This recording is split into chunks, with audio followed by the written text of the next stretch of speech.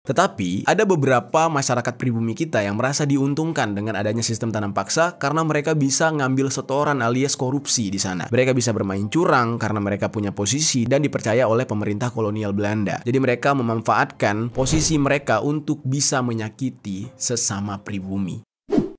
Yo geng! Tekan tombol subscribe geng. Hey yo, what's good? Welcome back to Kamar Jerry.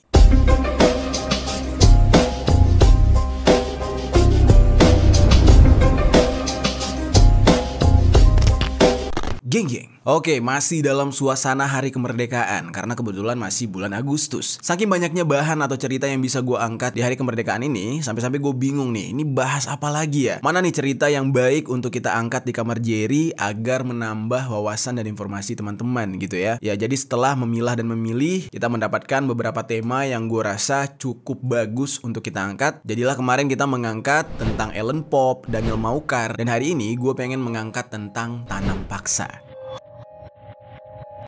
Yang dimana selama di sekolah, pelajaran PPKN mungkin ya, apa pelajaran kebangsaan lah gitu, kita sering diberitahu oleh guru-guru kita berdasarkan buku yang ada, kurikulum yang ada tentang tanam paksa, yang mana ini merupakan sebuah program yang diciptakan oleh bangsa penjajah untuk menyiksa rakyat kita. Nah, tetapi setelah gue baca sejarahnya dari berbagai sumber, yang mana kita cocok-cocokkan gitu ya, ternyata ditemukanlah sebuah fakta yang selama ini disembunyikan. Yang mana kalau selama ini kita mengira kaum penjajah lah yang menerapkan kerja paksa yang menyiksa ini, tapi ternyata di belakang itu pejabat pribumi lah yang sebenarnya membuat tanam paksa ini jauh lebih tidak manusiawi alias menyiksa. Dari judul pembahasan ya kalian udah pasti tahu lah tentang kisah kelam di masa lalu, ya tepatnya 193 tahun yang silam kurang lebih. Sistem tanam paksa yang dibuat oleh Belanda atau yang disebut dengan Kulturtelcel. Tulisannya kayak gini nih, koreksi gue kalau salah dalam penyampaian.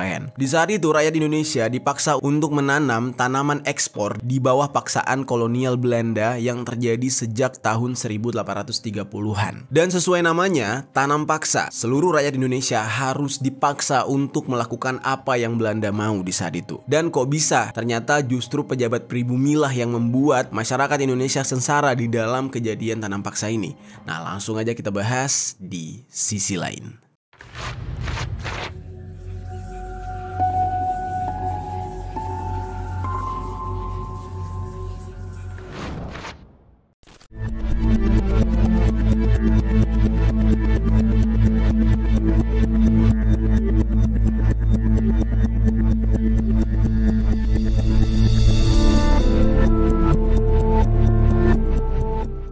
Oke, sebelum kita bahas lebih jauh, kita bercerita dulu tentang siapa penggagas tanam paksa ini. Siapa yang pertama kali menciptakan?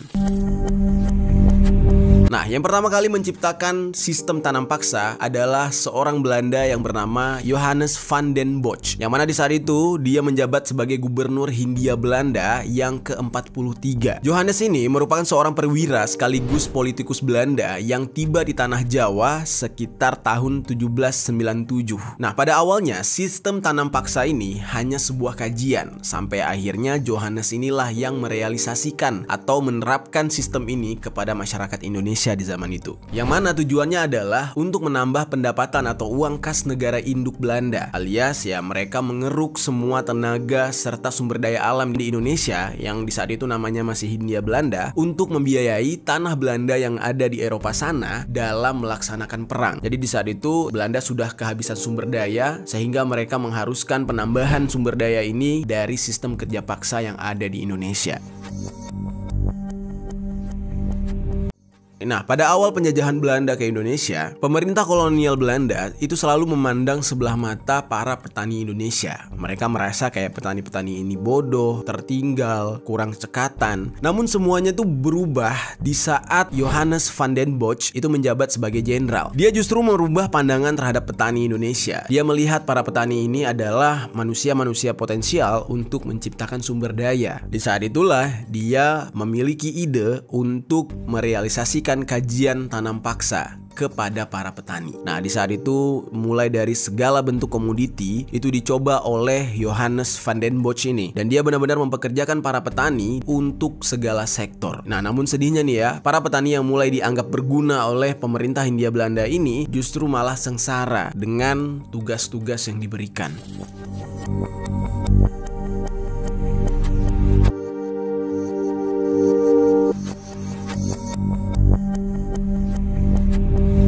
Singkat cerita nih geng, berakhirnya Perang Jawa yang terjadi sekitar tahun 1825 sampai dengan 1830 membawa duka tersendiri bagi kedua belah pihak yang berperang, yaitu pihak dari Belanda dan pihak dari orang Jawa. Yang dimana dampak perang ini membuat Pangeran Diponegoro meninggal, padahal dia adalah sosok yang sangat karismatik dan menjadi pemimpin bagi orang-orang di tanah Jawa di masa itu. Nah, sementara kerugian pihak Belanda, yaitu keuangan mereka itu jatuh ke titik terendah karena berperang dengan masyarakat di tanah Jawa secara habis-habisan. Nah, semenjak itulah kebijakan dari Johannes van den Bosch ini itu dirasa cukup efektif untuk mengembalikan kekuatan sumber daya milik Belanda. Nah, di saat itu banyak petani-petani yang dipekerjakan oleh Belanda, dan di saat itu kabarnya Belanda ini cukup fair dalam mempekerjakan para petani. Mereka masih memikirkan kelangsungan hidup para petani, karena kan menurut mereka kalau para petani ini sakit atau mereka ya amit-amit meninggal gitu, toh yang repot juga orang Belandanya gitu kan. Mereka kehilangan para pekerja. Jadi di saat itu pihak Belanda ini memikirkan sampai dengan upah atau keuntungan bagi para petani agar mereka bisa makan demi kelangsungan hidup. Nah, gagasan tanam paksa ini sendiri merupakan kombinasi dari sistem kontingenteringen atau kewajiban menanam tanaman ekspor yang kemudian harus diserahkan atau disetor ke VOC, dan juga di saat itu sudah ada sistem pajak tanah yang diperkenalkan oleh Raffles.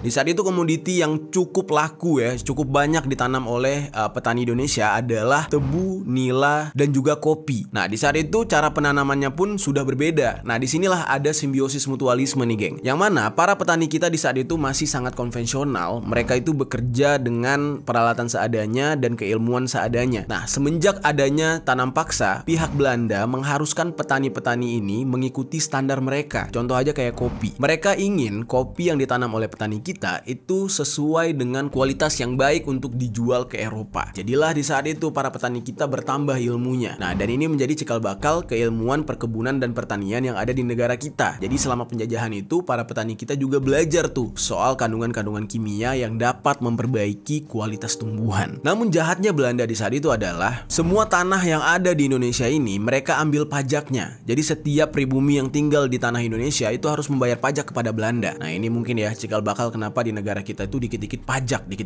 gitu ya. Ya karena kita dijajah sama Belanda kali. Lalu yang anehnya adalah pihak Belanda ini melonggarkan pajak untuk masyarakat pribumi yang menjadikan tanah mereka atau lahan mereka sebagai perkebunan tanaman ekspor, yang mana ini justru menguntungkan Belanda. Nah, itu pajaknya kecil atau dilonggarkan. Tetapi setiap pemukiman atau tempat tinggal petani itu dikenai pajak yang cukup besar, dan hal inilah yang membuat para petani ini sangat tercekik dengan pajak tersebut. Ya memang pihak Belanda memberikan upah kepada mereka, tetapi upahnya nggak seberapa. Belum lagi pajaknya juga besar banget. Akhirnya tanam paksa pun diterapkan.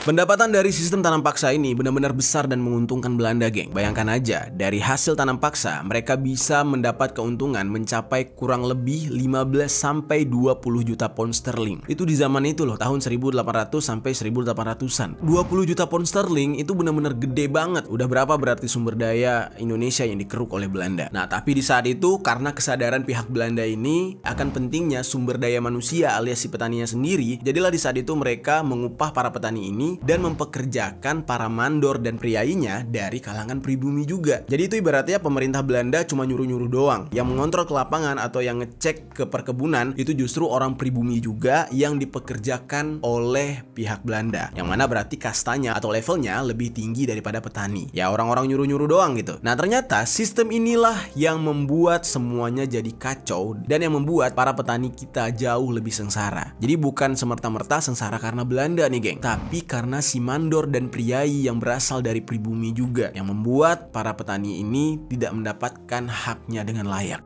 Kok bisa? Nah, seperti yang kita tahu ya, yang namanya korupsi di negara kita kayaknya udah mendarah daging. Mau kita teriak kayak gimana pun, hal ini akan terus berlanjut. Ada fasenya berkurang, ada fase malah makin banyak gitu. Ya kalian bisa lihat sendirilah di fase kapan yang paling banyak koruptornya. Nah, ternyata sistem korupsi ini sudah ada sejak zaman tanam paksa. Yang dimana di saat itu, para mandor perkebunan tanam paksa yang dipegang jabatannya oleh para bupati itu justru mengambil kesempatan untuk menindas para petani dengan cara memanipulasi kebijakan yang sudah ditetapkan oleh pemerintah Hindia Belanda. Para mandor ini padahal sudah diupah oleh Belanda, tetapi mereka masih mengambil persenan dari hasil upah petani. Kebutuhannya untuk apa? Nah, ternyata pada zaman dahulu para mandor-mandor ini senang melakukan pesta, party-party gitu ya, dari hasil uang persenan tersebut. Lalu kebiasaan mereka adalah mereka senang memiliki banyak pasangan dan hidup bermewah-mewahan. Nah, jadilah di saat itu para petani yang terlibat di dalam tanam paksa ini merasa sangat-sangat sengsara, dan yang mereka tahu ya di saat itu yang membuat mereka sengsara adalah Belanda, tanpa mereka tahu kalau ternyata semua kebijakan sudah dimanipulasi oleh para mandor yang jabatannya dipegang oleh para bupati setempat. Lalu nggak cukup sampai di situ, kejinya lagi ya, para mandor ini memberlakukan tuntutan kepada setiap rakyat pribumi agar menyediakan tanah pertanian untuk sistem tanam paksa atau culture style cell ini. Nah, padahal sistem yang diterapkan oleh Belanda, dari total tanah yang dimiliki oleh warga pribumi itu mereka diwajibkan paling banyak nih ya 20% dari jumlah tanah mereka. Jadi nggak boleh lebih dari 20% lah untuk dijadikan pertanian. Nah, di saat itu pihak Belanda masih manusiawi. Tetapi para mandor-mandor yang nakal ini justru membuat petani semakin tertekan dengan merubah kebijakan, yaitu mereka bilang jumlah tanah yang harus dijadikan lahan untuk sistem tanam paksa itu tidak boleh kurang dari 20%. Nah, ini udah penyelewengan nih. Belanda bilang ya nggak boleh lebih dari 20%, cukup sedikit aja agar para petani tetap hidup, tetap punya tempat tinggal dan bisa bayar pajak. Tapi justru para mandornya yang bilang tidak boleh kurang dari 20%. Dan lebih parahnya lagi adalah bagi mereka-mereka yang tidak memiliki tanah pertanian, mereka diperintahkan untuk bisa mengganti kewajiban mereka dengan bekerja di pabrik Belanda selama 66 hari dalam 1 tahun. Nah, lagi-lagi nih, aturan yang satu ini diselewengkan lagi oleh para mandor ini. Yang seharusnya mereka hanya bekerja 66 hari, justru para mandor ini mengirim para pekerja pribumi untuk bekerja selama 1 tahun penuh agar mendapatkan hasil yang lebih melimpah dan keuntungan yang jauh lebih besar. Gila, jauh banget ya, 66 hari. Ya kurang lebih 2 bulan 6 hari seharusnya dalam setahun. Tapi justru ini dijadikan 12 bulan total atau 360 hari totalnya sama para mandor itu. Nah, jadinya kita di sini bisa menyimpulkan ya, ternyata sejahat-jahatnya Belanda masih lebih jahat masyarakat kita sendiri atau saudara kita sendiri.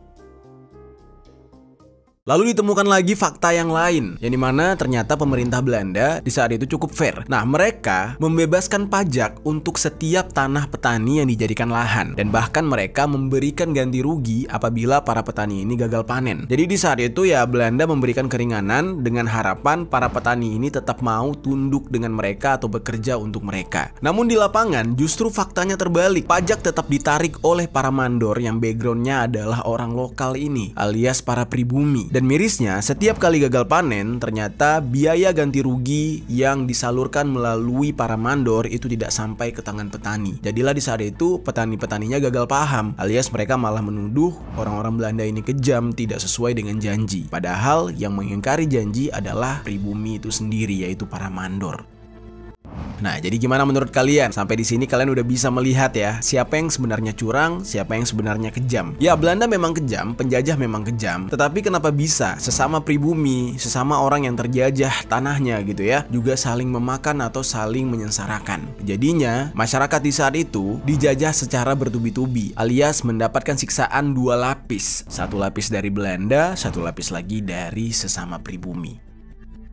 Di saat itu, semua petani memiliki masalah yang sama. Mereka sengsara karena perihal ini, geng. Dan bahkan, di saat penduduk Jawa dijajah oleh kolonial Belanda, itu sekitar hampir 57% atau setengah dari total orang Jawa itu harus menjadi petani bagi pemerintah kolonial Belanda. Mereka mulai menanam cengkeh, karet, kopra, kopi, tebu, sampai dengan tembakau. Yang mana semuanya itu hasilnya untuk diekspor ke Eropa. Lalu timbul pertanyaan, apakah korupsi atau kecurangan yang dilakukan oleh para mandor pribumi ini tidak diketahui oleh pemerintah Belanda. Sebenarnya, lama-kelamaan hal ini tercium oleh pemerintah Belanda. Mereka ketahuan mereka bermain curang. Di awal-awal, pemerintah Belanda justru marah dengan para mandor ini. Ada yang dihukum, ada yang dipecat gitu ya, ada yang dipenjara. Namun lama-kelamaan mereka tidak bisa mengontrol hal tersebut. Jadi kayak capek sendiri gitu. Ada aja yang nakal. Lalu pada akhirnya mereka memilih untuk bersikap pura-pura tidak tahu. Jadi mereka tuh cuek dengan petani dan membiarkan para mandor-mandor ini curang. Karena udah capek menangani para mandor yang sudah dihukum, sudah diberikan peringatan, tetapi ada aja gitu ya, 1-2 orang mandor yang mencoba untuk melakukan kecurangan. Akhirnya, para pemerintah Belanda di saat itu semakin mengeksploitasi tenaga kerja, terutama petani seperti sapi perah. Yang mana di awalnya para petani ini mau dengan sukarela bekerja untuk kolonial Belanda, tapi lama-lama mereka benar-benar tersiksa, mereka menderita di dalam kemiskinan, dan bahkan setelah tenaga mereka diperah, mereka berada di dalam situasi kelaparan yang amat memprihatinkan. Dan hal ini terus berlanjut hingga banyaknya para petani di tanah Jawa di saat itu tewas seketika.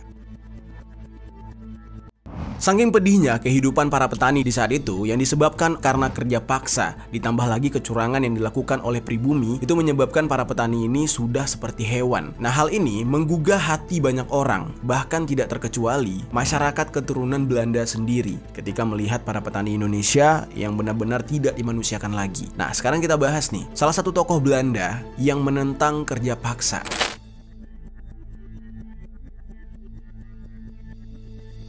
Ada seorang pejabat kolonial Belanda yang bernama Eduard de Westdekker. Dia benar-benar bersimpati dan bersedih atas apa yang dialami oleh kaum Bumi Putra. Kaum Bumi Putra itu panggilan lain untuk para pekerja paksa alias petani Indonesia di saat itu. Nah, dia menuliskan sebuah buku yang berjudul Max Havelaar pada tahun 1860. Di dalam buku itu, dia tidak hanya membeberkan perlakuan semena-mena pemerintah kolonial Belanda terhadap para petani. Dia bahkan juga menulis dengan jelas para pribumi yang bekerja sebagai pegawai Belanda dengan begitu kejamnya dan curang terhadap para petani lokal di saat itu. De Westdekker ini mengabdi sebagai pegawai dari pemerintah Belanda di Indonesia selama 18 tahun. Jadi selama itu dia melihat bagaimana kejamnya sistem tanam paksa ini. Jabatan dia cukup bagus, yaitu sebagai asisten residen di wilayah Lebak, Banten. Nah, Eduard de Westdekker ini memiliki sebuah nama pena atau istilah lain julukan lah buat dia, yaitu Multatuli, yang artinya aku banyak menderita. Nah, tidak ada yang tahu ya. Nah, nama pena dia ini dia gunakan di dalam bukunya yang berjudul Max Havelaar tadi. Dan di dalam buku tersebut juga dia terus menulis bagaimana tersiksa dan melaratnya para petani yang bahkan tidak diberikan apa-apa selama mereka di dalam sistem kerja paksa. Melalui bukunya tersebut, dia bahkan menuliskan gitu ya, harapan dia terhadap negara Belanda yang harus membayar atas apa yang sudah diperlakukan untuk rakyat Indonesia. Nah, bunyinya kayak gini nih. Dia tulis, pendidikan layak untuk masyarakat Indonesia, membangun saluran pengairan, memindahkan penduduk dari wilayah padat ke wilayah yang jarang penduduknya. Nah, itu adalah sebuah kritik dan permintaan dia terhadap pemerintah Belanda agar masyarakat Indonesia terbayarlah jerih payah dan darahnya di saat mereka berada di dalam sistem kerja paksa. Kritik terhadap sistem tanam paksa ini lama-lama semakin muncul, tidak hanya dari kalangan pribumi, tetapi juga dari kalangan Belanda yang juga banyak sekali yang sudah tidak terima dengan apa yang dilakukan oleh pemerintah Belanda terhadap para petani. Karena di saat itu, kematian semakin banyak, terutama di wilayah seperti Cirebon pada tahun 1843, lalu di daerah Demak dan juga Grobogan pada tahun 1849. Dan di saat itu, para petani yang dipekerja paksakan itu hanya berfokus kepada menanam tanaman ekspor, tidak lagi terfokus untuk menanam untuk kebutuhan pribadi seperti beras, sayur-sayuran, itu nggak ada lagi gitu. Akhirnya kelaparan semakin merajalela dan kestabilan sosial di saat itu benar-benar semakin menurun. Penentangan lain dari sistem tanam paksa ini datang dari seorang pendeta Belanda yang bernama Baron van Hövell. Dia bersama dengan Fransen van de Putte. Mereka bareng-bareng menentang sistem tanam paksa ini. Nah, kedua tokoh tersebut adalah orang yang cukup dihargai dan dihormati oleh pemerintah dan tentara Belanda di saat itu karena posisinya kan pemuka agama. Nah, mereka ini benar-benar meminta penghapusan sistem tanam paksa melalui parlemen Belanda karena mereka sudah tidak tega melihat para petani yang bentuk tubuhnya hanya tinggal tulang yang dilapisi kulit doang, dan di saat itu mereka harus bekerja di bawah terik matahari. Nah, lalu ada tokoh lainnya juga dari pihak Belanda yang juga menolak sistem tanam paksa ini, geng. Namanya itu adalah Isaac Dignus Fransen van de Putte. Dia merupakan politikus yang menjabat sebagai Perdana Menteri Belanda dan Menteri Urusan Kolonial pada pertengahan abad ke-19. Nah, bahkan dia juga menulis sebuah buku yang berjudul Zwicker Contracten. Koreksi gua kalau salah dalam membacakan tulisan tersebut. Jadi di dalam buku tersebut dia menuliskan kritik terhadap kegiatan tanam paksa ini. Di sini sudah ada gambaran ya, geng. Itu artinya di internal pihak Belanda sendiri sebenarnya mereka keberatan dengan sistem tanam paksa ini. Tetapi ada beberapa masyarakat pribumi kita yang merasa diuntungkan dengan adanya sistem tanam paksa karena mereka bisa ngambil setoran alias korupsi di sana. Mereka bisa bermain curang karena mereka punya posisi dan dipercaya oleh pemerintah kolonial Belanda. Jadi mereka memanfaatkan posisi mereka untuk bisa menyakiti sesama pribumi. Sekarang kita masuk ke dalam pembahasan akhir dari sistem tanam paksa Belanda. Setelah mendapatkan banyak protes dari segala lini, terutama ya dari internal mereka. Nah, akhirnya protes pun datang juga dari Menteri Jajahan Belanda, yaitu Engelbertus de Waal. Yang mana setelah dia protes, itu terbitlah Undang-Undang Agraria tahun 1870 yang menyatakan bahwa tanah Hindia Belanda dibagi menjadi dua. Yaitu yang pertama adalah tanah milik pribumi yang mencakup tanah persawahan, kebun, dan ladang. Lalu yang kedua adalah tanah milik pemerintah. Nah, tanah milik pemerintah ini adalah tanah-tanah hutan yang tidak termasuk ke dalam tanah pribumi. Dan mulai dari saat itu pemerintah juga mengeluarkan surat bukti kepemilikan tanah. Nah, lalu perusahaan-perusahaan swasta yang berasal dari Eropa itu boleh mengelola dan menggunakan tanah, tetapi harus melalui sewa tanah, baik itu tanah pemerintah maupun tanah pribumi. Nah, di sini yang agak aneh adalah tanah Indonesia itu juga ada yang dikuasai oleh pemerintah Belanda. Walaupun ini terdengar sedikit fair, tapi kayak gimana ya? Mereka kan datang menjajah, tiba-tiba mereka punya hak juga gitu ya untuk menguasai sebagian tanah di luar tanah pribumi. Lalu mereka membuat sebuah aturan, tanah pemerintah Belanda itu dapat disewa selama 75 tahun, sedangkan tanah pribumi hanya dapat disewa hingga 30 tahun. Dan proses sewa tanah, baik tanah pribumi ataupun tanah pemerintah, itu harus melalui laporan kepada pemerintah terlebih dahulu. Ya, sistemnya sama aja ya. Ujung-ujungnya pemerintah kolonial Belanda mendapatkan untung yang lebih, sementara pihak pribuminya hanya dapat recehan. Lalu akhirnya sistem tanam paksa ini mulai berangsur-angsur dihapus secara bertahap. Langkah awal yang diambil oleh pemerintah kolonial Belanda yaitu dengan menghentikan penanaman terhadap jenis-jenis tanaman tertentu. Jadi mulai di saat itu mereka tidak lagi fokus dengan ekspor. Ya mungkin stok dana mereka, stok sumber daya mereka udah cukup kali ya. Jadi mereka udah dengan tenang memberhentikan sistem tanam paksa ini. Ya istilahnya nggak ada yang dicari lagi gitu kan. Penghapusan ini dimulai dengan memberhentikan tanam paksa terhadap tanaman lada, yang mana ini mulai dihapus pada tahun 1862.